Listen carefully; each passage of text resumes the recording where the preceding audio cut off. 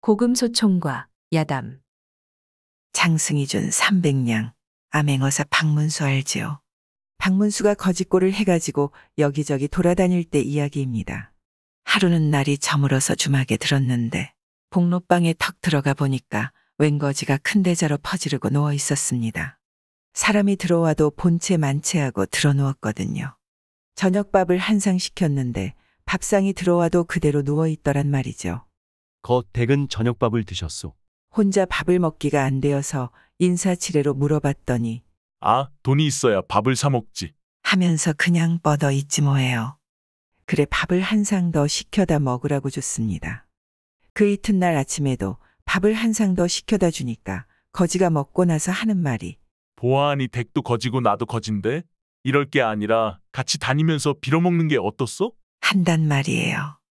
하기는 박문수도 영락없는 거짓골이니 그런 말 할 만도 하죠. 그래서 그날부터 둘이 같이 다녔습니다. 한 군데를 턱 가니까 제법 큰 동네가 있는데 그때 마침 소나기가 막 쏟아졌습니다. 그러니까 거지가 박문수를 데리고 그 동네에서 제일 큰 기와집으로 썩 들어가더란 말이에요. 비도 피하고 밥도 빌어먹으려고 그러나 보다 했는데 그게 아니었습니다. 썩 들어가서 다짜고짜 한다는 말이 이 댁 안방마님 좀 뵙자고 여쭈어라. 하거든요. 안에서 안주인이 나오니까 지금 이 댁 식구 세 사람 목숨이 위태롭게 됐으니 잔말 말고 내가 시키는 대로만 하시오. 아, 이런단 말이에요.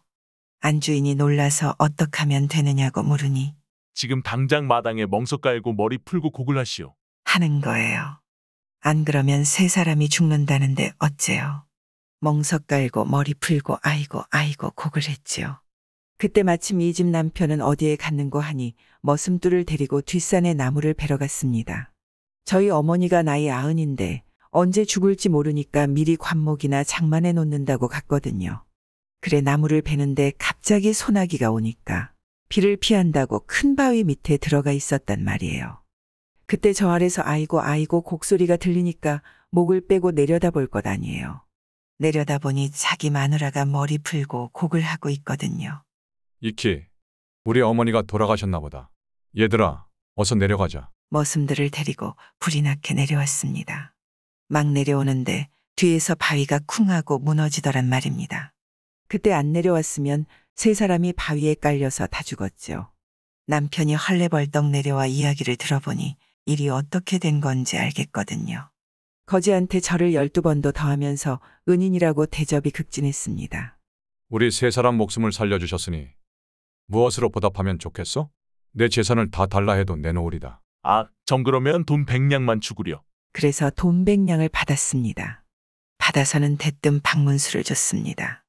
이거 잘 간수해도 앞으로 쓸 때가 있을 테니. 아, 박문수가 가만히 보니 이 거지가 예사 사람이 아니거든요. 시키는 대로 돈 100냥을 받아서 속주머니에 잘 넣어뒀습니다. 그러고 나서 또 길을 떠났습니다. 며칠 지나서 어떤 마을에 가게 됐는데 그 동네 큰 기와집에서 온 식구가 울고불고 난리가 났습니다. 거지가 박문수를 데리고 그 집으로 쓱 들어가네요. 이 댁에 무슨 일이 있기에 이리 슬피우시오? 우리 집에 7대 독자 귀한 아들이 있는데 이 아이가 병이 들어 죽어가니 어찌 안 울겠소. 어디 내가 한번 봅시다. 거지가 그 집에 들어가는데 병든 아이가 누워있는 곳은 거들떠보지도 않고 딴 방으로 들어갔습니다. 사랑채로 들어가 턱하니 앉아서 주인더러 하는 말이 아이 손목에 실을 메어서 그 끄트머리를 가져오시오. 하거든요. 주인이 가만히 생각해보니 이 못대 국물이 주르르 흐르는 거지 주제에 진맥을 한다는 게 실 끄트머리로 한다니 믿어지지 않거든요. 이게 정말로 알고 일어나 모르고 일어나 시험하노라고 목침에다 실을 메어 그 끄트머리를 가져다 줬습니다. 그랬더니 실을 한번 만져보고는 이런 고약한 일이 있나? 아, 손목에다 실을 메어 오랬지. 누가 나무에다 메어 오랬소? 하고 야단을 쳤습니다. 그제야 주인이 익히 이거 참 용한 의원이 왔구나 싶어서 얼른 아이 손목에다 실을 메어 가지고 왔습니다. 거지가 실 끄트머리를 한번 만져보더니 뭐 별것도 아니구나. 거 바람벽에서 흙을 한 줌 떼어 오시오. 하거든요. 바람벽에 붙은 흙을 한 줌 떼어다 주니까 동글동글하게 환약을 짓는데 딱 3개를 지었습니다. 이걸 갖다가 하나씩 차례로 먹이면 나을 거요. 주인이 약을 받아서 아이한테 먹이니까 아, 다 죽어가던 아이가 눈을 부스스 뜨더란 말이죠. 또 하나를 먹이니까 슬그머니 일어나 앉고 나머지 하나를 먹이니까 그만 벌떡 일어나서 뛰어다니며 놀지 뭐예요. 거참 신통하죠. 이래 놓으니 주인이 그만 감복을 해서 절을 12번도 더 했습니다. 칠대 독자 귀한 아들 목숨을 살려주셨으니 내 재산을 다 달란데도 드리리다. 아, 그런 건 필요 없고 돈 100냥만 주구려. 이렇게 해서 또 100냥을 얻었습니다. 100냥을 받아서 다시 박문수를 줬습니다. 잘 간수해도 앞으로 쓸 때가 있을 거요. 박문수가 돈을 받아서 속주머니에 잘 넣어뒀습니다. 그러고 나서 또 갔지요. 며칠 가다가 보니 큰 산 밑에 사람들이 많이 모여 있었습니다. 구름차이를 쳐놓고 갓쓴 선비들이 왔다 갔다 하는데 가만히 보니 웬 행세께나 하는 집에서 장사 지내는 것 같단 말이에요. 우리 저기 가서 장사 구경이나 하고 갑시다. 거지가 박문수를 이끌고 장사 지내는 곳에 가서 기웃기웃 구경하고 다니더니 마침 학원을 끝내고 봉분을 짓는 데 가서 에이, 거 송장도 없는 무덤에다 무슨 짓을 해? 하고 마구 소리를 치네요. 일하던 사람들이 들어보니 참 기가 막히거든요. 꾀죄죄한 거지 하나가 대감댁 장사 지내는 데 와서 송장이 없다고 소리를 질러대니 기가 막히지 안 막혀요. 내 이놈, 그게 무슨 방정맞은 소리냐? 그래, 이 무덤 속에 송장이 없다는 말이냐? 없기에 없다고 하지. 있는데 없다고 하겠소? 이놈, 무덤 속에 송장이 있으면 어떡할 테냐? 아, 그럼 내 목을 베시오. 그렇지만 내 말이 맞으면 돈 100냥을 내놓으시오. 그래, 좋다. 일꾼들이 달려들어 무덤을 파헤쳐 보니 참 귀신이 곡할 노릇으로 송장든 관이 없었습니다.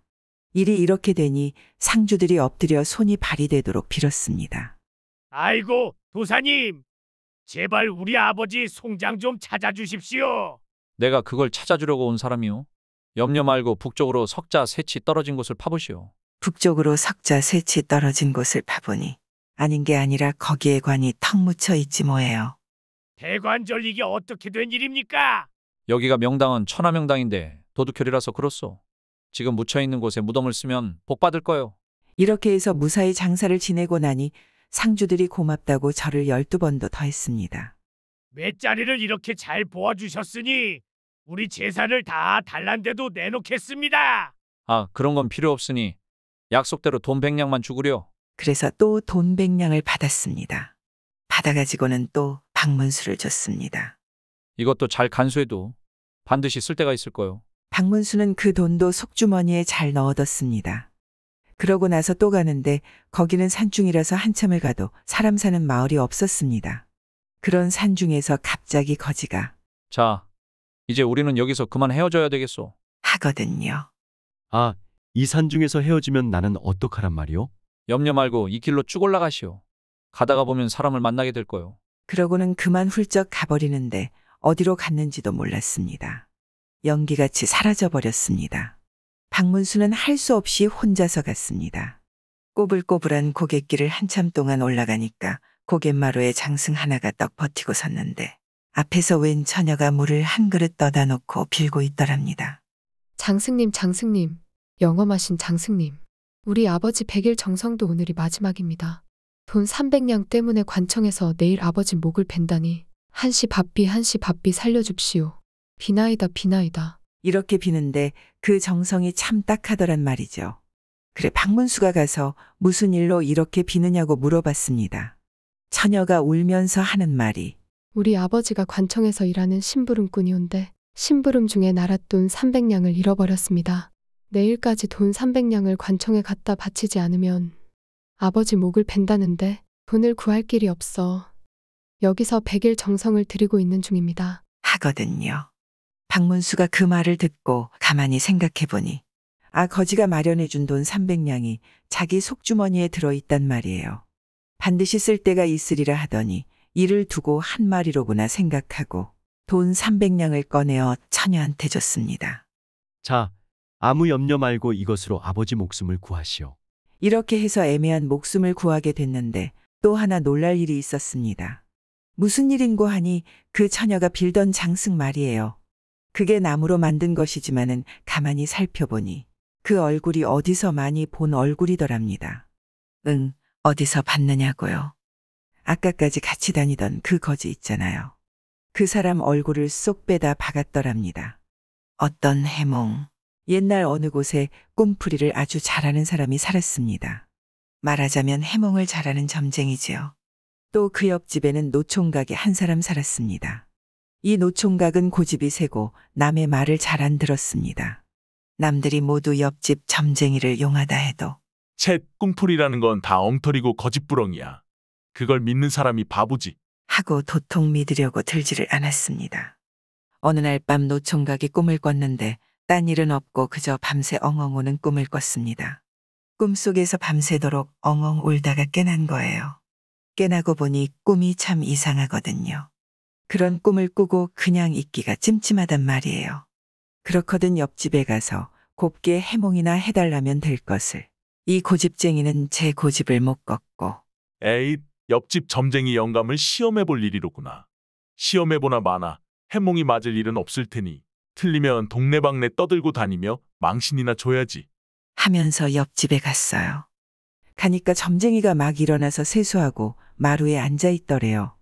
자네가 무슨 일로 우리 집에 다 왔는가? 간밤에 이상한 꿈을 꿔서 해몽 좀 해달라고 왔어. 그래. 무슨 꿈을 꿨나? 딴 일은 없고 밤새도록 울기만 했어. 그럼 공짜로 먹을 것이 생기겠군. 그러거든요. 노총각은 속으로 먹을 것이 다 뭐야, 이 흉년에.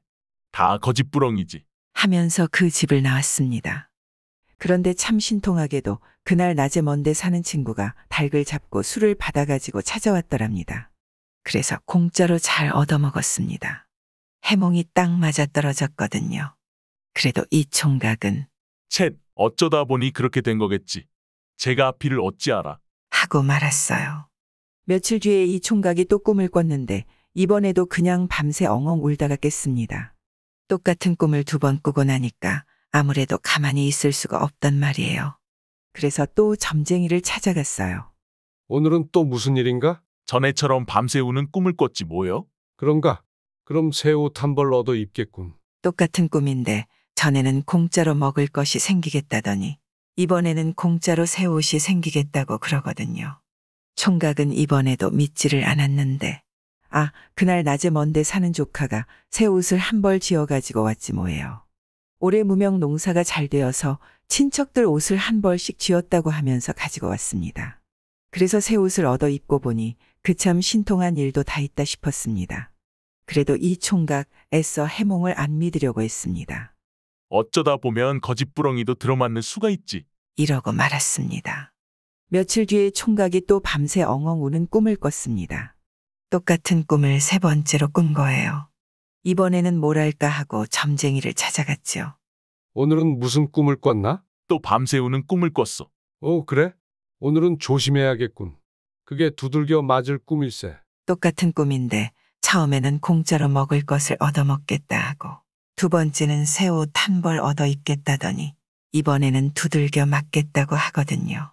총각이 이번에도 믿지를 않았는데 그날 낮에 들에 갔다 오다가 동구 박느티나무 아래 동네 사람 장기 두는 데서 잠깐 쉬었습니다. 쉬면서 장기 두는 걸 보고 차나라 포나라 훈수를 했습니다.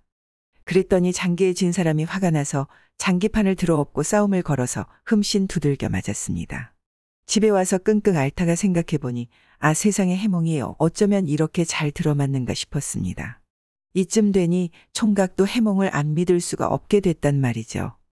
하도 신통해서 그 이튿날 옆집 점쟁이를 찾아가 물어봤습니다. 영감님은 무슨 재주로 꿈을 그렇게 잘 푸십니까? 했더니 점쟁이가 하는 말이 해몽이라고 별것은 아니라네. 세상 사는 이치와 똑같은 게지. 밤새 엉엉 우는 건 어린아이밖에 더 있나? 어린아이가 처음에 울면 배가 고파 우나 보다 하고 먹을 것을 주지. 먹을 것을 줬는데도 울면 옷이 젖어서 그러나 보다 하고 새 옷을 갈아입혀 주지 않나?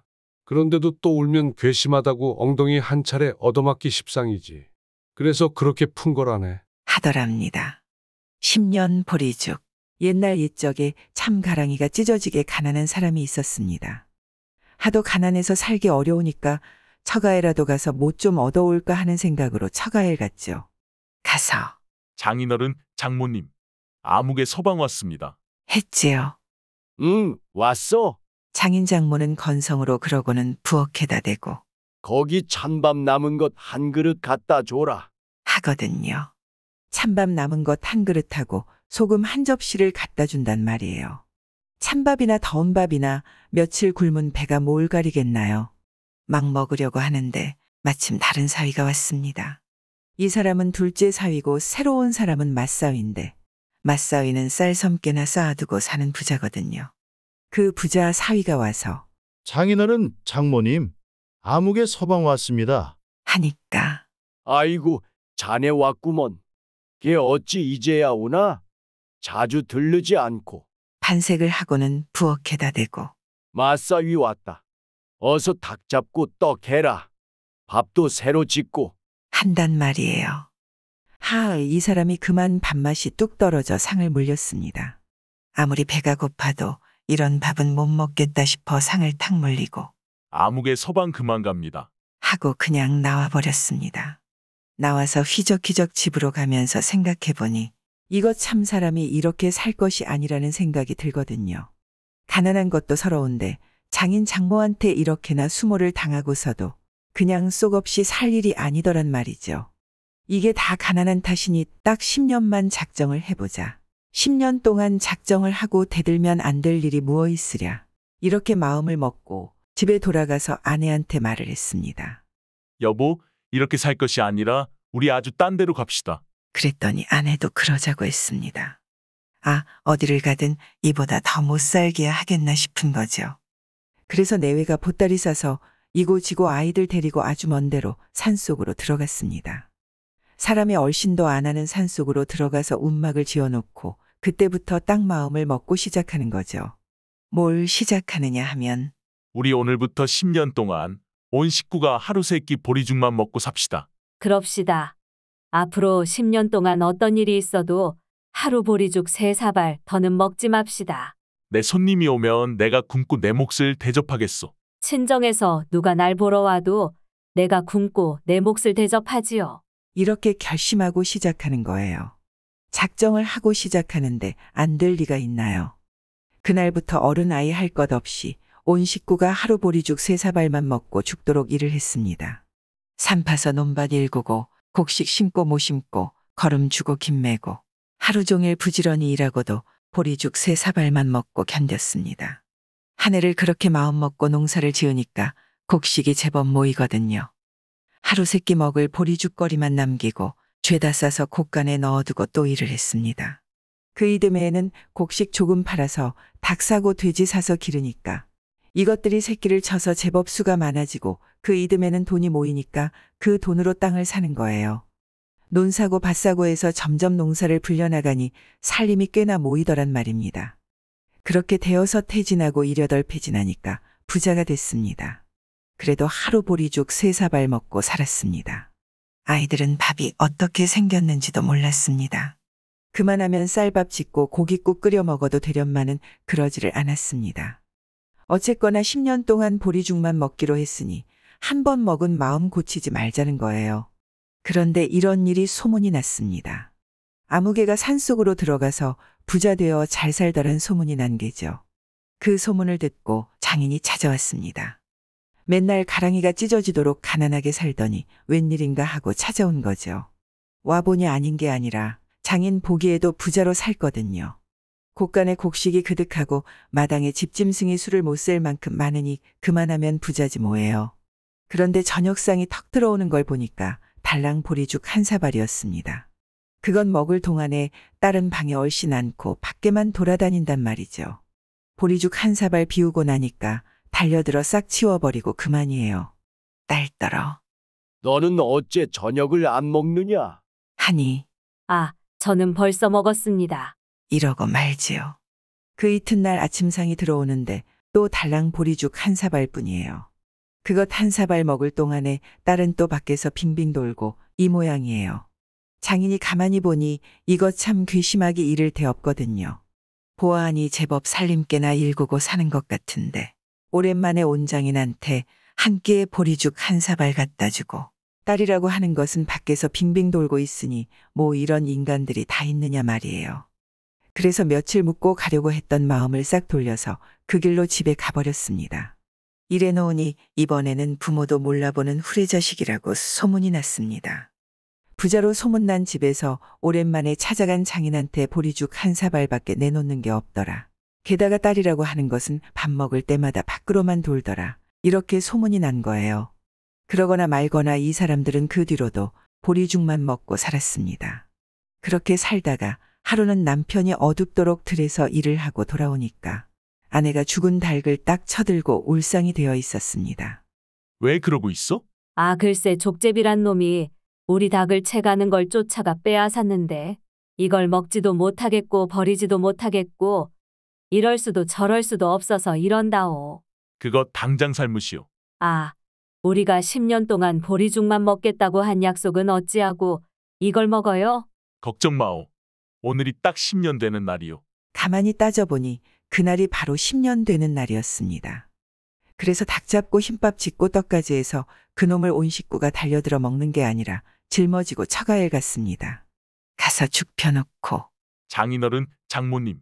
사실은 여차여차해서 10년 동안 작정하고 보리죽만 먹었습니다.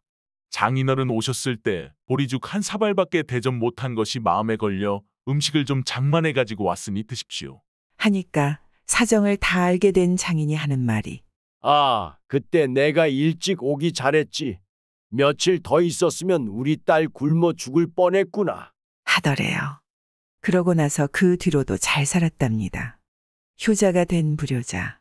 옛날 어느 외딴 곳에 한 내외가 살았는데 나이 40이 넘도록 자식 없이 살다가 어찌어찌 공을 들여서 아들을 하나 낳았습니다. 늙음하게 바라고 바라던 아들 하나 얻어놨으니 금지오겹도 그런 금지오겹이 없을 것 아니겠어요. 금이야 오기야 하고 키우는데 아들이 하도 귀엽다 보니까 내외가 조그마한 아이를 데리고 곧잘 장난을 쳤거든요. 예, 저기 가서 너희 어머니 때려줘라. 저기 가서 너희 아버지 때려줘라. 겨우 아장아장 걷는 아이한테 이렇게 장난을 치니 아이가 뭘 알아요? 시키는 대로 하죠. 쪼르르 달려가서 어머니 한 대 탁 때리고 아버지 한 대 탁 때리고 이러거든요.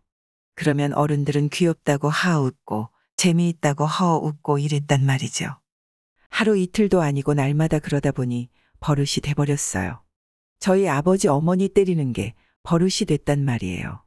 그럭저럭 아이 나이가 10대살은 됐는데 이놈이 그때까지 어머니 아버지 때리는 버릇을 못 고쳤습니다. 어릴 때는 그 조그만 손이 뭐 맵기를 하나요? 때려도 간지러울 뿐이니 재미있다고 하웃고 허웃고 했는데 이게 나이를 먹어 몸집이 커지고 힘도 세어지니까 안 그렇거든요. 때리면 아프단 말이에요. 덩치가 말만 한 게 심심하면 저희 어머니 아버지 등짝을 탁탁 후려 패는데 이게 참 못 견딜 일이었습니다. 아이고 얘야 그만 때려라. 아파 죽겠다. 그래도 이놈의 아들은 그게 다 장난으로 그러는 줄 알고 그냥 패는 거예요. 외딴 데 사니까 듣는 게 있겠어요. 보는 게 있겠어요. 그저 배운 거라고는 어머니 아버지 두들겨 패는 일이니 그게 고쳐지나요. 아침에 일어나면 두 말 접고 어머니부터 한 대 후려 패는데 말하자면 그게 잘 주무셨습니까 하는 인사였습니다. 밥 먹고 일 나갈 때 후려 패는 건 다녀오겠습니다 하는 인사고 일 나갔다 돌아와서 후려 패는 건 잘 다녀왔습니다 하는 인사였습니다. 그뿐인가요? 잠잘 때는 잘 주무시라는 인사로 패고 밖에 나가면 잘 다녀오라는 인사로 패니 이걸 배겨낼 재간이 있나요? 하루는 아들이 산에 나무하러 가고 두 내외가 집을 보는데 마침 길손이 지나다가 날이 저무니까 하룻밤 묵어가려고 왔습니다. 이 댁에 하룻밤 재워주시오. 하는데 내외가 가만히 생각해보니 참 난처하게 됐습니다. 저희 식구끼리 있을 때야 얻어맞거나 말거나 그만이지만 손님이 보면 우세스러운 일 아니겠어요. 다 큰 아들 녀석이 어머니 아버지를 복날게 패듯이 패대는 걸 남이 보면 뭐라고 하겠나 말이에요. 그래서 선뜻 대답을 못하고 있으니까요. 날은 저물고 근처에 인간은 없고 해서 그러니 하룻밤 재워주시오. 하는데 이걸 무슨 수로 거절해요. 황혼축객이라고 옛날에는 날 저물어든 손님을 내치는 걸 제일 고약한 일로 여겼거든요. 사람이 할 짓이 아니라는 거죠. 그래서 할 수 없이 손님을 맞아들였습니다. 조금 있으니까 아들 녀석이 나무를 한 짐 지고 와서 마당에 쿵 하고 부려놓는데 그 소리를 듣고 내외가 사색이 되어서 벌벌 떠는 거예요. 곧 얻어맞게 되었으니 겁이 나서 그러는 거죠. 이놈이 나무찜을 부려놓고 방에 턱 들어오더니 다짜고짜 저희 어머니 아버지를 사정없이 후려갈기거든요. 손님이 그 꼴을 보니 참 기가 막힐 것 아니겠어요. 세상에 뭐 저런 놈이 다 있느냐 말이에요. 그래서 대체 이게 무슨 일이냐고 물어봤죠. 그랬더니 어머니 아버지가 한숨을 내쉬면서 하는 말이 저 아이가 어렸을 때 귀엽다고 아버지 때려라, 어머니 때려라 했더니 그게 버릇이 되어서 저런다오. 하거든요. 이 손님이 다른 사람이 아니라 강효자라는 사람인데 근방에서 소문난 효자였습니다. 가만히 이야기를 듣고 있다가 저 아이를 내가 데려가게 해주시오. 한 사나흘 있다가 보내겠소이다. 한단 말이에요. 어머니 아버지는 당장 며칠이라도 아들 녀석한테 안 맞고 살아보았으면 해서 그러라고 했죠. 그래서 이튿날 아들이 손님을 따라가게 됐습니다. 따라가 보니 그 집에 늙은 홀어머니가 있는데 강효자가 하는 짓이 저하고는 딴판이거든요. 저 같으면 먼 길 다녀와서 당장 부모 두들겨 패는 게 천일일 텐데 이 사람은 뵙고 절하고 아주 공손하게 한단 말이에요. 밥 먹을 때는 음식 공대, 잠잘 때는 이부자리 시중, 자고 일어나면 문안 인사. 이거 뭐 여태 듣도 보도 못한 일을 하니까 이놈이 어리둥절한 거예요. 하룻밤 자고 이튿날 강효자는 들이를 나가고 이놈은 다른 식구하고 집에 있었습니다. 강효자는 들이를 나가면서 아내더러 있다가 점심을 해오라고 이르고 갔습니다. 그런 뒤에 아내는 보리방아 찌우러 가고 집에는 늙은 어머니하고 어린 손녀딸하고 저하고 이렇게 셋이 있었습니다. 늙은 어머니가 놀기 심심하니까 울타리 밑에 호박 심어놓은 곳에 걸음을 주려고 나가는데 아이 늙은이가 눈도 어둡고 코도 막혀서 참기름 짜놓은 걸 들고 나가네요. 참기름 단지를 요강 단지인 줄 알고 그걸 걸음으로 호박밭에 주려고 그러거든요. 이놈이 그 꼴을 내다보고서는 저 늙은이가 얻어맞을 짓을 하는군. 호박 포기에다 참기름을 갖다 주다니. 이제 아들이 돌아오면 흠씬 얻어맞을 거야. 하고 생각하는 거죠. 그런데 어린 손녀딸이 그걸 봤습니다. 저희 할머니가 참기름 단지를 들고 호박밭에 가는 걸 보고 쫓아간단 말이에요. 이제 저 할망구가 손녀딸한테 두들겨 맞겠구나. 했는데 웬걸 손녀딸이 쫓아가서 할머니, 그거 오줌 요강이 아니고 참기름이에요. 하는 게 아니라 뭐라고 하는 거 하니 할머니, 그거 이리 주세요. 제가 갖다 부을게요. 하거든요. 그러더니 단지를 받아가지고 호박밭에 들이붓는 거예요. 엥? 이제 큰일 났다. 저 늙은이랑 딸이 둘 다 얻어맞겠는걸. 그런데 조금 있다가 며느리가 보리방아를 찍고 와서 호박밭에 참기름을 잔뜩 부어놓은 걸 봤습니다. 얘, 여기 누가 참기름을 갖다 부었니? 그러니까 딸아이가 조그만 소리로 할머니가 오줌인 줄 알고 주시려는 걸. 참기름이라고 하면 무안하실까봐 제가 대신 줬어요. 이러거든요. 그러니까 며느리가 딸아이를 꾸중하기는커녕 참 잘했다, 참 잘했어 하고 칭찬을 하면서 딸아이를 업고 둥둥이를 쳐준단 말이에요. 그러고는 시어머니가 참기름 단지 들고 다니느라고 고생했다고 씨암탉을 잡는 거예요. 씨암탉을 잡아다 푹 고아서 시어머니 대접을 하는 거죠. 그러느라고 점심때가 훨씬 지났습니다. 그러니까 들에 갔던 강효자가 점심을 기다리다 못해 집으로 왔습니다. 와보니 아내가 씨암탉 잡아상을 차리고 있거든요. 무슨 일이요? 어머니가 아침나절에 참기름 단지를 요강 단지인 줄 아시고서 호박밭에 주시려는 걸 저희가 받아주었답니다. 단지 들고 다니시느라 고생하신 것 같아서 몸보신해드리려고 그럽니다. 그걸 보고 이놈이 혼자 생각으로 이제 메타작이 벌어지겠구나. 했지요. 그런데 이게 웬일이에요. 강효자가 다락에서 돗자리를 꺼내오더니 마당에 턱 펴놓고 자기 아내더러 저를 구부정 하는 거예요. 어머니한테 잘해줘서 고맙다고 말이에요. 이 집 식구들이 하는 걸 보고 그제야 이놈이 정신을 차렸습니다. 효도라는 것은 저렇게 하는 거구나 하고 깨달은 거죠. 그렇게 알고 나니 저도 효도해보고 싶거든요. 아주 효도하고 싶어서 못 살겠단 말이에요. 그래서 그 길로 그냥 집으로 달려왔습니다. 달려와서 어머니, 아버지, 저 왔어요.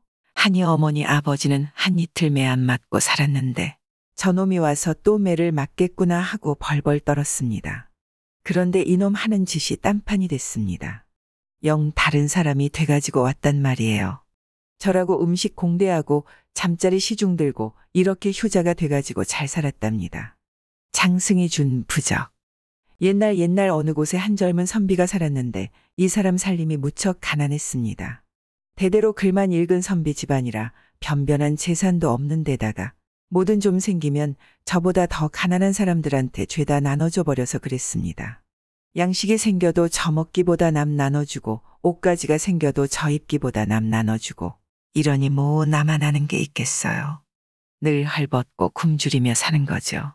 이렇게 어렵게 살다 보니 이웃에서 업신여기는 사람도 있었던 모양입니다. 그 중에서도 옆집 사는 부자 영감괄씨가 아주 심했습니다. 이 영감은 동네 사람들한테 돈을 빌려주고 비싼 이자를 받아 챙기는 돈놀이꾼인데 가난한 사람을 아주 제 집 강아지 보듯 하는 거예요. 더구나 이 선비네가 지난번 조상님 제사 때 제수 마련하려고 돈 몇 푼 빌려 쓰고 난 뒤부터는 구박이 더 심했습니다. 만나기만 하면 자네는 접대 빌려 쓴 돈 언제 갚을 건가? 그게 원금 성량의 이자가 단량일세. 갚지를 못하겠으면 빌려 쓰지를 말 것이지 원. 하고 성화가 아주 득달 같았습니다. 견디다 못해 하루는 부인이 남편 몰래 친정에 가서 좋은 배 한 필을 얻어왔습니다. 좋은 배 한 필이면 제법값이 나가니까 그걸 팔아서 돈놀이꾼 영감한테 진 빚이나 갚으려고 그런 거죠. 친정에 가서 물건을 얻어왔다면 행여 남편이 마음 아파할까 봐 시집 올 때 가지고 온 거라고 하고 그걸 남편에게 줬습니다. 여보, 이번 장날에는 이 배를 가지고 나가 팔아오세요. 못 받아도 열량은 받을 터이니 그 돈으로 빚을 갚고 보리쌀 한 대라도 사다가 헉이나 면합시다. 알았어요. 그렇게 합시다. 선비는 아내가 준 배를 가지고 장에 갔습니다. 장에 가서 배전에 배를 내놨는데 어쩐 일인지 잘 팔리지를 않더래요. 모두들 구경만 하고 사려고 들지를 않고 어쩌다 살 사람이 나서도 값을 너무 적게 불러서 흥정이 안 됐습니다. 이러고러 장이 파할 때까지 배를 못 팔았습니다. 선비가 할 일 없이 다음 장에나 가지고 와서 팔겠다고 배를 도로 가지고 집으로 돌아갔습니다. 마침 동지섣달 한창 추운 겨울철이라 찬바람이 쌩쌩 불고 날이 몹시 추웠습니다. 돌아가는 길목에 나무로 만든 장승이 하나 우뚝 서 있는데 선비가 보니 그 장승이 무척 추워 배거든요. 나는 그래도 마누라를 잘 만나서 손바지 섬저고리 얻어입고 추위를 면하건만 저 장승은 아무것도 안 입고 벌건 맨몸뚱이로 겨울을 나자면 얼마나 추울꼬. 그 장승이 하도 불쌍해서 배로 옷을 입혀줬습니다. 발끝부터 시작해서 머리끝까지 배를 둘둘 감아 찬바람이 못 들어오게 옷을 입혀줬습니다. 그래놓고 빈손으로 털레털레 집으로 돌아왔습니다. 그래, 배는 잘 파셨나요? 아니, 못 팔았어. 그럼 배는 어떻게 했나요? 오다가 장승이 하도 추워 보이게 옷을 입혀줬어. 선비 아내가 깜짝 놀라 장승이 있는 곳으로 달려가 보니 어느새 누군가 배를 벗겨 가버리고 장승은 도로 알몸으로 서 있지 뭐예요. 선비 아내는 하도 속이 상해서 그만 엉엉 울었습니다. 그날 밤에 선비가 잠이 얼핏 들었는데 꿈속에 우락부락하게 생긴 장군이 나타나더니 나는 이 동네 길목을 지키는 장승이니라. 그동안 날씨가 추운데도 알몸뚱이로 겨울을 나느라고 고생했는데 오늘 그대가 내게 옷을 입혀주어서 잠깐 동안이지만 아주 따뜻하게 지냈노라. 내 그대의 착한 마음씨를 기특히 여겨 부적 2장을 줄 것이니 어려울 때 요긴하게 쓰도록 하라. 이렇게 말하고는 온데간데 없네요. 선비가 깨어보니 분명 꿈은 꿈인데 옆에 부적 2장이 떨어져 있었습니다. 주워보니 한 장에는 붙을 부자가 씌어 있고 다른 한 장에는 떨어질 낙차가 씌어 있었습니다. 잘 간수해뒀죠. 그 이튿날 아침이 되니까 아니나 다를까 옆집 사는 돈놀이꾼 영감이 찾아오는 거예요. 빚 독촉하려고 오는 거죠. 자네는 돈을 갚을 셈인가 떼어먹을 셈인가? 만약 오늘도 갚지 않으면 자네나 자네 아내 중에서 한 사람은 우리 집 종으로 들어와야 해. 큰일 났지요. 돈 몇 푼 때문에 명색 선비와 선비 아내가 남의 집 종살이를 하게 됐으니 그게 큰일이 아니면 뭐가 큰일이겠어요. 선비가 어쩔 줄을 모르고 서 있다가 문득 꿈속에서 장승이 준 부적이 생각났습니다. 어려울 때 요긴하게 쓰라 했는데 어려우면 이보다 더 어려울 때가 있으려고요.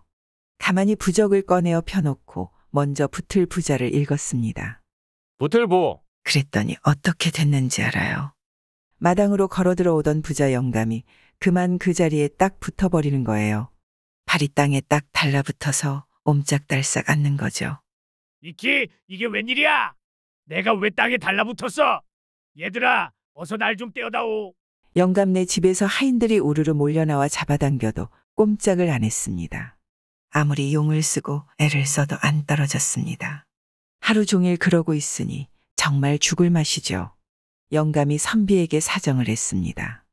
여보게, 아까 보니 자네가 뭐라고 중얼거리더니 내 몸이 붙었어. 붙는 수가 있으면 떼는 수도 있을 것 아닌가? 제발 좀 떼어주게나. 내 자네 빚의 이자를 다 탕감해줄 터이니 제발 좀 떼어줘. 이자 단량을 다 탕감해주고 원금 석양만 받겠네. 그러니 좀 떼어주게나. 아, 알았네. 알았어. 그놈의 빚을 다 탕감해주겠네. 원금 석양의 이자 단량을 다 안 받을 터이니 제발 좀 떼어주게. 그제야 선비가 다른 부적 한 장을 펴놓고 읽었습니다. 떨어질락. 그러니까 돈놀이꾼 영감 몸이 땅에서 탁 떨어졌습니다. 영감은 혼비백산하고 집으로 돌아가서 그 다음부터는 가난하다고 업신여기고 구박하는 일은 더 없더랍니다. 형제와 금덩이. 옛날 옛적 어느 마을에 마음씨 착한 부부가 살았는데 비록 가난하기는 했지만은 욕심 없고 부부 금실 좋아 남부러울 것 없이 잘 살았습니다. 그런데 딱 한 가지 마음에 차지 않는 게 있었으니 나이 40이 넘도록 자식을 못 얻었습니다. 남들은 딸도 낳고 아들도 낳아 그제롱 보느라고 세월 가는 줄도 모르는데 저희 집에는 식구라고는 둘밖에 없어서 찬바람이 쌩쌩 부니 참 서글펐습니다. 그래서 하루는 부부가 의논하기를 여보, 우리 이럴 게 아니라 신령님께 아예 하나 점지해달라고 빌어나 봅시다. 그럽시다. 앞산 너머 태구사 칠성님이 영험이 있다 하니 거기 가서 빌어봅시다. 하고서 보리쌀 한 말 짊어지고 앞산 넘어 태고사에 갔습니다. 부처님께 시주하고 칠성당에 석 달 열흘을 빌었더니 아니나 다를까 아주머니 배가 점점 불러오더니 달이 차서 아기를 낳았습니다. 얼굴이 달처럼 둥글둥글하고 훤한 사내아이를 낳았습니다. 부부가 기뻐하며 아기를 키우는데 며칠 키워보니 아무래도 아기가 이상했습니다. 태어난 지 하루가 지나고 이틀이 지나도 눈을 못 뜨는 거예요. 조금 더 있으면 눈을 뜨겠지 했는데 나흘이 지나고 닷새가 지나도 눈을 못 떴습니다. 그냥 감고 있었습니다. 한 일에, 두 일에, 세 일에가 지나고 한 달이 지나도록 눈을 못 뜨니 그제야 부부는 아기가 소경인 줄 알게 됐습니다. 아이고 머니나. 여보, 우리가 소경 아들을 낳았소. 소경이면 어떻고 장님이면 어떻소? 이래도 우리 아들이요 저래도 우리 아들이니 잘 키워나 봅시다. 소경 아들은 무럭무럭 탈 없이 잘 자랐습니다. 그 이듬해가 되어 부부가 또 의논해서 아기 하나 더 점지해달라고 또 한 번 칠성님께 빌어보기로 했습니다. 보리쌀 한 말 짊어지고 앞산 넘어 태고사에 가서 부처님께 시주하고 칠성당에 석 달 열흘을 빌었습니다. 그랬더니 아니나 다를까 아주머니 배가 점점 불러오더니 달이 차서 둘째 아기를 낳았습니다. 이번에도 떡두꺼비 같이 잘생긴 사내아이를 낳았습니다.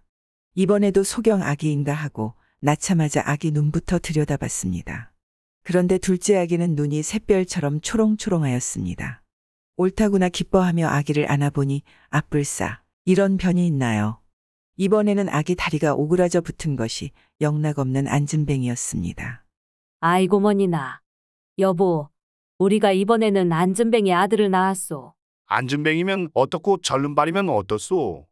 이래도 우리 아들이요 저래도 우리 아들이니 잘 키워나 봅시다. 안진뱅이 아들도 무럭무럭 탈 없이 잘 자랐습니다. 비록 형은 소경이고 아우는 안진뱅이지만은 크면 클수록 형제 사이에 우애 있고 부모님 사랑도 깊어만 가니 부러울 게 뭐 있어요. 이렇게 네 식구가 아기자기 재미나게 잘 살다가 형이 12살 먹고 아우가 11살 먹은 해에 어머니 아버지가 한꺼번에 자리에 누워 시름시름 앓더니 한날 한시에 세상을 떠나버렸지 뭐예요.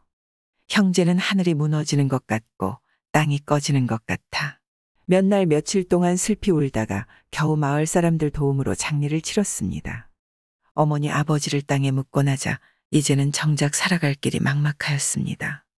나이 아직 연함은 살밖에 안 된 아이들이 성한 몸이라도 부모 없이 살기 어려울 텐데 하나는 소경이고 하나는 안진뱅이니 어떻게 살겠어요. 둘이서 의논하기를. 우리가 집에 있다가는 굶어 죽기 딱 좋으니 어디를 가든지 나가서 살방도를 찾아보자. 나는 걷지 못하고 형은 앞을 못 보는데 어떻게 간단 말이야? 너는 눈이 밝고 나는 다리가 성하니 내가 너를 업고 내가 길을 가리켜주면 되지. 정말 그렇게 하면 되겠구나. 하고 그날로 형제가 집을 떠났습니다. 눈먼 형이 앉은 뱅이 아우를 업고 업힌 아우가 이쪽 저쪽 하고 길을 가리켜주며 갔습니다. 가다가 어느 고개 밑에 이르렀는데 형이 아우를 업고 가느라 힘이 들었는지 목이 마르다 해서 옹달샘을 찾아갔습니다. 옹달샘을 찾아가서 샘물을 먹으려고 보니 물속에 커다란 금덩이가 하나 들어있지 뭐예요. 눈먼 형은 못 보고 눈 밝은 아우가 그걸 봤습니다. 형, 여기 금덩이가 있다. 내가 보았으니 내가 가져라. 아니야. 형이 이리로 오자 해서 왔으니 형이 가져야 돼. 난 싫다. 내가 가져라. 나도 싫어. 형이 가져. 이렇게 서로 가지라고 옥신각신하다가 금덩이를 거기에 놔두고 그냥 고개를 올라갔습니다. 둘이 업고 길 가리키며 고갯마루에 올라서니까 갑자기 숲속에서 도둑이 나타나서 가진 것을 다 내놓으라고 소리쳤습니다. 내놓으려니 뭐 가진 것이 있어야죠. 그래서 가진 것은 없지만 저 아래 옹달샘에 금덩이가 있는 것을 봤다고 했습니다. 그랬더니 도둑이 형제를 나무에 묶어놓고 고개 아래 옹달샘에 금덩이를 찾으러 갔습니다. 그런데 도둑이 옹달샘에 가보니 물속에 금덩이가 있는 게 아니라 커다란 구렁이가 있었습니다. 금덩이가 조화를 부려서 구렁이로 보이게 했던 게죠. 도둑이 그만 화가 나서 들고 있던 몽둥이로 구렁이를 힘껏 두들겨 팼습니다. 그 바람에 구렁이 몸뚱이가 두 동강 나버렸습니다. 도둑이 다시 고갯마루로 올라와 거짓말을 했다고 나무에 묶인 형제를 흠씬 두들겨 패고 나서 제 갈 길로 가버렸습니다. 형제가 도둑에게 실컷 얻어맞고 가까스로 묶인 줄을 풀고 나서 가만히 생각해보니 참 이상하였습니다. 아까 옹달샘에서 본 것은 틀림없는 금덩이였는데 도둑은 구렁이라고 하니 어찌 된 일이에요. 형제가 의논 끝에 다시 옹달샘에 가보기로 했습니다. 형이 아우를 업고 아우가 길을 가리켜주며 고개를 다시 내려가 옹달샘에 가보니 아니 이게 무슨 조화예요. 금덩이는 틀림없는 금덩이인데 하나가 아니라 둘이 있었습니다. 아까 도둑이 구렁이인 줄 알고 몽둥이로 두드려서 두 동강 낸 것이 사실은 금덩이였습니다. 먼저 아우가 그것을 보고 야, 금덩이가 두 개다. 하고 막 달려가려다가 자기도 모르게 다리가 쭉 펴져서 걷게 되었습니다. 형은 그 소리를 듣고 어디 보자. 하다가 자기도 모르게 눈이 번쩍 떠졌습니다. 이렇게 해서 형제는 성한 몸이 되어서 금덩이를 하나씩 주워가지고 집에 돌아갔습니다. 그 뒤로 금덩이를 팔아 큰 부자가 되어서 오래오래 잘 살았습니다. 할아버지와 개. 옛날 어느 곳에 할아버지 둘이 이웃해 살았는데 한 할아버지는 착해서 인정이 많았고 한 할아버지는 못돼서 심술이 많았습니다. 어느 추운 겨울날에 웬 개 한 마리가 마을에 들어왔습니다. 춥고 배고파 지위가 잔뜩 져서는 이 집 저 집 기웃거리다가 심술쟁이 할아버지 집에 갔습니다. 심술쟁이 할아버지가 개를 보고는 이놈의 개가 어딜 들어와? 하고 작대기로 때려서 내쫓았어요. 개는 할 일 없이 쫓겨났습니다. 쫓겨나서 그 옆 착한 할아버지 집에 갔습니다. 착한 할아버지는 개를 보고 아이고, 얼마나 춥고 배고프냐? 어서 들어오너라. 하고 반갑게 맞아들여 배불리 먹여도 주고 따뜻한데 재워도 줬습니다. 개는 그날부터 착한 할아버지 집에 살았습니다. 한 식구처럼 먹고 자고 할아버지가 일 보러 나가면 따라가고 집에 오면 따라오고 그렇게 살았습니다. 살다가 하루는 개가 느닷없이 할아버지 바짓가랑이를 물고 당기더래요. 자꾸 당기니까 왜 이러나 하고 따라갔습니다. 개는 할아버지를 끌고 집 밖으로 나가더니 또 자꾸 가서 뒷산으로 올라가 따라갔습니다. 뒷산으로 올라가서는 큰 바위 밑에 멈춰 서더니 땅을 앞발로 호비작호비작 파더랍니다. 한참 동안 땅을 파니까 글쎄 거기서 금이 나왔습니다. 금덩어리 커다란 게 여러 개 나오는 거예요. 할아버지는 그 금을 팔아서 부자가 됐습니다. 그걸 보고 심술쟁이 할아버지가 찾아와서 물었습니다. 아, 자네는 어떻게 해서 부자가 됐나? 그거 다 훔친 건 아니야? 그래서 아닐세, 훔치다니? 사실은 저 개 덕분이라네. 하고 그동안 있었던 일을 다 이야기해 줬습니다. 심술쟁이 할아버지가 그 말을 듣더니 그럼 그게 나 좀 빌려줘. 해서 착한 할아버지가 빌려줬습니다. 마음씨가 착하니깐 남이 빌려달라면 뭐든 다 빌려주었습니다. 심술쟁이 할아버지는 개를 데리고 자기 집에 가서 마당에 세워놓고 우두커니 들여다보고 있는 거예요. 금덩이 있는 데를 데려다 달라고요. 그런데 하루 종일 그러고 있어도 개는 그저 가만히 있기만 했습니다. 심술 할아버지가 화가 나서 이놈의 개 왜 가만히 있어? 어서 금덩어리 있는 대로 데려가지 않고. 하고는 개를 작대기로 마구 때렸습니다. 그러니까 개가 깨갱깨갱 울면서 도망을 갔습니다. 따라가니까 집 밖으로 나가서 뒷산으로 올라가더랍니다. 옳지. 이제 금덩어리 있는 곳으로 가나 보다. 하고 좋아라 하면서 따라갔습니다. 개는 자꾸 올라가더니 큰 바위 밑에 멈춰서서 또 깨갱깨갱 울었습니다. 옳거니 여기에 금덩어리가 묻혀 있겠다. 하고 심술 할아버지가 땅을 팠습니다. 파보니 글쎄 금이 아니라 똥이 들어 있었습니다. 똥이 가득 들었다가 튀어나오는 바람에 손이고 옷이고 얼굴이고 똥투성이가 됐습니다. 심술 할아버지가 화가 나서 에잇 이놈의 개. 금 있는 데를 가르쳐 달랬더니 똥 있는 데를 가르쳐줘. 하고는 개를 번쩍 들어다가 내던져 버렸습니다. 내던지니까 산 밑에 떨어져서 그만 죽어버렸습니다. 착한 할아버지는 아무리 기다려도 개가 안 오니까 심술 할아버지를 찾아갔습니다. 찾아가서 우리 개는 어디 있나? 하니까 그놈의 개가 똥 있는 데를 가르쳐 주기에 내던졌더니 죽었다. 하거든요. 착한 할아버지가 산 밑으로 가보니 아니나 다를까 개가 죽어 있네요. 할아버지는 울면서 개를 안고 집에 와서 마당과 양지 바른 곳에 고이 묻어줬습니다. 그러고 나서 며칠 있으니까 개 무덤에서 나무가 하나 나오더래요. 나와서 쑥쑥 컸습니다. 쑥쑥 커서 금세 커다란 아름드리 나무가 되었습니다. 아름드리 나무가 되니까 할아버지가 그걸 베어다가 절구통을 만들었습니다. 절구통을 만들어서 나락을 한 줌 넣고 찧었습니다. 그랬더니 글쎄 절구통에 금세 쌀이 가득 찼습니다. 나락 한 줌만 넣고 찧으면 절구통에 하얀 쌀이 가득 차고 또 나락 한 줌 넣고 찧으면 쌀이 가득 차고 이러니 부자가 되었습니다. 안 그래도 부자였는데 더 큰 부자가 되었습니다. 그런데 그걸 보고 심술 할아버지가 찾아와서 물었습니다. 자네는 또 어떻게 해서 부자가 됐나? 그거 다 훔친 거지? 그래서 아닐세, 훔치다니? 사실은 저 절구통 덕분이라네. 하고 절구에서 쌀 나온 이야기를 다 해줬습니다. 심술 할아버지가 그 말을 듣고는 그럼 그 절구통 나 좀 빌려줘. 해서 착한 할아버지가 빌려줬습니다. 마음씨가 착하니깐 빌려달라면 누구한테든 뭐든 다 빌려준단 말이에요. 심술 할아버지는 절구통을 들고 자기 집에 가서 나락을 한 줌 넣고 찧었습니다. 그랬더니 아니 이게 웬일이에요? 쌀이 가득 차는 게 아니라 똥이 절구통에 가득 찼습니다. 이상하다 하고 또 나락 한 줌 넣고 찧어보니 똥이 가득 차고 또 나락 한 줌 넣고 찧어보니 또 똥이 가득 차고 이러니 심술 할아버지가 화가 나서 견딜 수가 있어야죠. 에잇 이놈의 절구통. 쌀 나오랬더니 똥이 나와. 하고는 도끼로 절구통을 깨부쉈습니다. 깨부수니까 그냥 산산조각이 났습니다.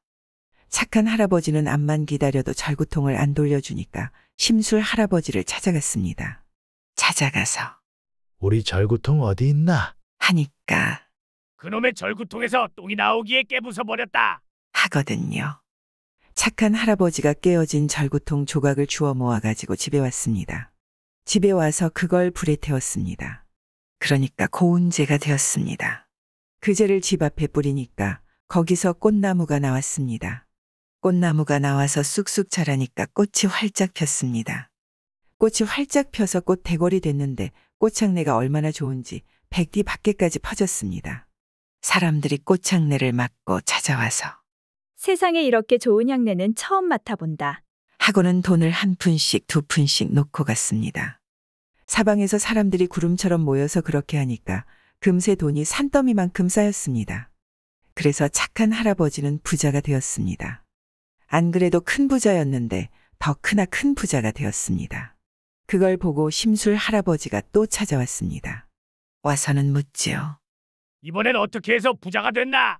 그 돈 다 훔쳤지? 그래서 아닐세, 훔치다니? 사실은 절구통 태운 재 덕분이라네. 하고 재를 뿌려 꽃 피운 얘기를 다 해줬습니다. 심술 할아버지가 그 말을 듣고는 그럼 그제 나 좀 줘. 해서 착한 할아버지가 재를 긁어줬습니다. 마음씨가 착하니깐 누가 뭘 달라면 아무 말 않고 다 주니까요. 심술 할아버지는 재를 가지고 가서 자기 집 앞에 뿌렸어요. 뿌리니까 착한 할아버지네처럼 꽃나무가 나왔습니다. 나오긴 나왔는데 꽃에서 향내가 나는 게 아니라 구린내가 났습니다. 말도 못하게 독한 구린내가 나서 그게 백리 밖에까지 퍼져나갔습니다. 그러니까 사람들이 다들 못 살겠다고 아우성이에요. 숨만 쉬면 구린내가 나니까 살 수가 있나요? 다들 못 살겠다고 구린내 풍긴 놈 잡아서 혼내주자고 해서 사람들이 몽둥이를 들고 몰려왔어요. 몰려와서 심술 할아버지를 흠씬 두들겨주고 갔죠. 모를 무덤. 옛날 옛적 어느 곳에 늙은 할아버지 할머니가 살았습니다. 젊어서 아들 딸 많이 낳아 여러 식구 살다가 시집장가 다 보내고 내외만 단둘이 남아 외롭게 살았습니다. 그런데 할아버지가 보니까 할머니가 밤만 되면 몰래 어딜 갔습니다. 밤이 이슥해지면 슬그머니 나갔다가 새벽에 날이 희붐하게 셀 때 들어오는 거예요. 가만히 보면 옷에 이슬도 묻어 있고 흙도 묻어 있고 그랬습니다. 당최 참 이상하거든요. 그래 궁금해서 할멈 그 간밤에 어딜 갔다 왔소? 하고 물으면 가긴 어딜 갔다고 그래요? 잠만 잤는데. 하고 말지요. 그런데 할머니가 밤이 되면 또 나갔습니다. 밤이 이슥해서 나갔다가 새벽에 날이 희붐하게 셀 때 들어오고 날마다 그랬습니다. 하도 이상해서 할아버지가 하루는 뒤를 밟았습니다. 자는 척하고 있다가 할머니 나갈 때 몰래 따라가 봤습니다. 따라갔더니 할머니가 마당을 가로질러 살인문 밖으로 나가서 뒷산으로 올라갔습니다. 아, 저 할멈이 미쳤나? 밤중에 산엔 왜 올라가? 이상하게 여기고 자꾸 따라갔습니다. 할머니는 산에 올라가서 남의 무덤 앞에 떡 멈추더니 글쎄 거기 그냥 푹 엎어져서 뭘 먹었습니다. 가만히 보니까 잔디 잎사귀에 내린 이슬을 혀를 날름날름하면서 받아먹는 거예요. 그렇게 한참 동안 이슬을 받아먹고는 산을 내려왔습니다. 집에 와서는 아무 일도 없었던 것처럼 그냥 잠을 잤습니다. 하도 이상해서 그 다음 날도 또 뒤를 밟았습니다. 그랬더니 그 다음 날엔 할머니가 산에 안 가고 개울에 가더래요. 개울에 가서 살금살금 돌아다니더니 뭘 잡아서 먹는데 가만히 보니까 개구리를 먹었습니다. 팔짝팔짝 뛰는 놈을 산채로 잡아서 그냥 날름 먹는 거예요. 아이, 저 할망구가 왜 저래? 하고 그 다음 날도 또 그 다음 날도 따라가 봤습니다. 밤만 되면 슬그머니 할머니 뒤를 밟았는데 밤마다 먹는 게 다르더래요. 메뚜기도 잡아먹고 두더지도 잡아먹고 논물도 먹고 우물물도 먹고 이 모양이에요. 궁금해서 도저히 참을 수가 없어서 할아버지가 하루는 할머니한테 물었습니다. 당신 왜 밤만 되면 밖에 나가 뭘 먹고 들어오? 하고 말이에요. 배가 고프면 집에 쌀도 있고 보리도 있는데 그걸로 밥을 해 먹지 왜 그러오? 하고 물었더니 할머니가 한숨을 쉬면서 얘기를 하는데 그게 이래요. 이제와 뭘 더 숨기겠어요? 그게 다 내가 죄 지은 게 많아서 그렇답니다. 아니, 무슨 죄를 지었다고 그래요? 3년 전에는 우리 집 일을 해준 사람한테 품삯으로 쌀 한 말 준다는 게 쌀이 아까워 흰모래를 섞어줬습니다.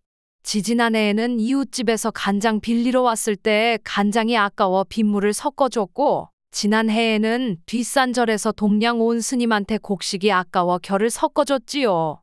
이 3가지 죄로 하늘의 벌을 받아 입맛이 달라져 그렇답니다. 입맛이 달라졌다니 어떻게 달라졌다는 게요? 사람 입맛이 아니라 구렁이 입맛이 됐네요. 할아버지가 듣고 보니 기가 막히기도 하고 불쌍하기도 해서 그러면 내가 개구리랑 메뚜기랑 많이 잡아올 테니 이제부터 밖에 나가지 말고 집에서 드시오. 했지요. 그러고 나서 그날 할아버지가 산으로 개울로 다니면서 개구리랑 메뚜기랑 두더지랑 많이 잡고 이슬이랑 논물이랑 우물물도 받아왔습니다. 그런데 와보니 할머니가 없더래요. 아무리 기다려도 안 왔습니다. 밤이 돼도 이튿날 새벽이 돼도 안 오고 이틀이 지나고 사흘이 지나도 안 오는 거예요. 그래서 할아버지가 할머니를 찾아 나섰습니다. 여기저기 찾아다니다가 동구박 다리 밑에 가니까 거기 웬 구렁이 한 마리가 울고 있더랍니다. 할아버지를 가만히 쳐다보면서 눈물을 철철 흘리는데 아무래도 할머니 같았습니다. 그래서 할머니요. 하니까 구렁이가 고개를 끄덕끄덕 하더래요. 그래서 할아버지가 그날부터 날마다 개구리랑 메뚜기랑 두더지랑 구렁이 먹이를 많이 잡아다 다리 밑에 갖다 줬습니다. 이슬이랑 논물이랑 우물물도 받아주고 날이 추우면 거적대기도 덮어주고 그렇게 살다가 한 번은 가니까 구렁이가 죽었더랍니다. 그래서 아들, 딸 다 불러다가 상복 입고 곡을 하고 장사 지냈답니다. 무덤도 만들어주고 빗돌도 세워주고 했는데 그게 사람 무덤인지 구렁이 무덤인지 모르겠다고 사람들이 말하기를 모를 무덤이라고 했다는 얘기입니다. 소금 장수 아들. 옛날에 반상 차별이 심할 적에 웬 소금 장수가 살았습니다. 소금 장수라면 상민 중에서도 제일 천한 상민이 아닌가요? 그런데 이 소금 장수가 아들 하나를 참 잘 낳았습니다. 얼마나 영특한지 하나를 가르치면 100을 알았습니다. 그러면 뭐예요? 소금 장수 처지에 번듯하게 아들을 가르칠 수가 있나요? 과거를 보게 할 수 있나요? 그래서 참 아깝다. 내가 뼈다귀나 있는 집에서 태어났으면 크게 될 놈인데 아비를 잘못 만나 소금 더미에서 썩는구나. 하고 한탄을 했습니다. 그런데 아들 녀석이 어찌나 기특한지 글방에 안 보내줘도 글방 문 밖에서 동양글을 얻어 배우고 책 한 권 안 사다 줘도 남의 책을 베껴 읽고서는 나이 10대살에 사서삼경을 다 통했습니다. 그걸 보니 이거 아무래도 그냥 둘 수는 없는 노릇이란 말이거든요. 예, 그 제주 썩혔다가는 하늘이 노하겠다. 아무 말 말고 이 길로 집을 나가거라. 나가서 내 근본을 아무도 모르게 하고 과거를 봐라. 그래서 아비 어미는 영영 잊어버리고 잘 살아라. 이렇게 아들을 잘 타일러 내보냈습니다. 그랬더니 참 이놈이 서울에 가서 어떻게 굴러다녔던지 양반 호패를 하나 얻어 차고 과거를 봤습니다. 과거를 보니 뭐 두말할 것이 있나요? 턱 급제를 했죠. 과거의 급제에 벼슬을 하면서도 똑똑하기 그지없으니까 나란 일을 야무지게 잘 보거든요.